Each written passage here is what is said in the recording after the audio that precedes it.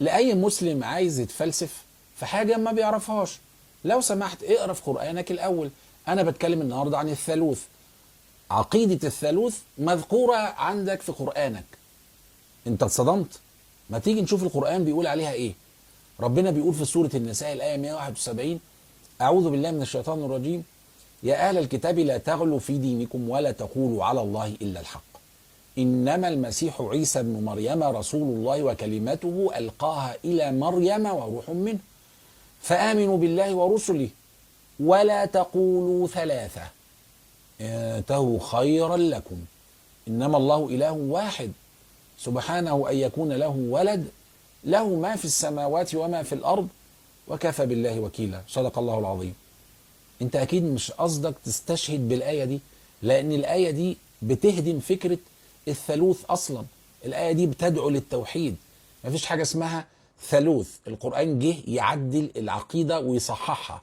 أي عقيدة قبل الإسلام، سواء في المصريين القدماء أو اليونانيين أو الإغريق أو النصارى، اللي بينادوا بفكرة الأب والابن والزوجة أو الأب والابن والروح القدس، بيقول لك مفيش الكلام ده.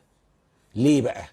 لأن فكرة التوالد أو واحد يولد واحد، دي فكرة عشان الفاني بيحاول يبقي على نسله. يعني الأب الفاني اللي بيموت بيتجوز عشان يخلف، والولد ده يبقي له على نسله لغاية يوم القيامة.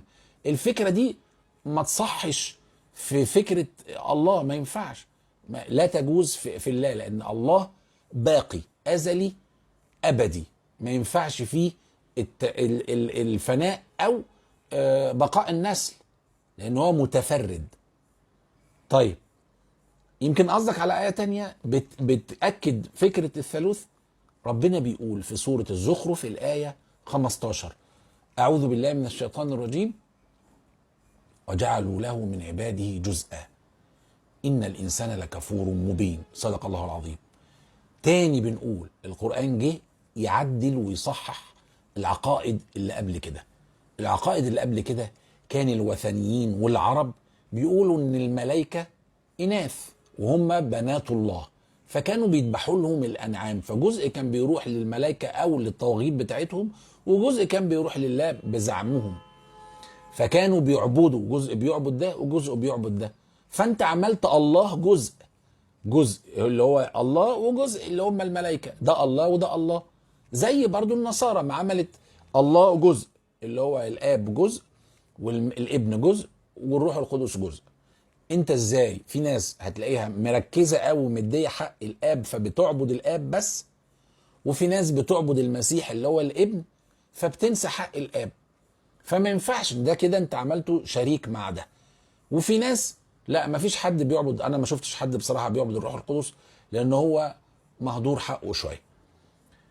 طيب، ما تيجي في الاناجيل بتقول لك المشهد بتاع لما المسيح كان بيتعمد في المية وخارج من المية، وكان في حمامة اللي هو الروح القدس على هيئة حمامة، فالمسيح اهو ذات لوحدها منفصلة ومختلفة، والروح القدس جاي على هيئة حمامة، والآب فوق في السماء بصوته، فثلاث أشخاص وثلاث ذوات.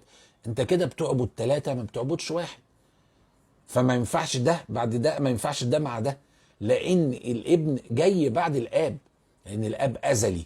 وكمان المسيح بيقول أنا هقعد على يمين الله، فهو لو المسيح رسول ماشي، إنما لو هو الله هيقعد على يمين الله، يبقى في اتنين الله. فهمت الدنيا ماشية ازاي؟ وتأكدت ان القرآن بيجي يصحح العقيدة. اقرأ بس بتفسير صح، هتلاقيك وصلت للطريق الصح.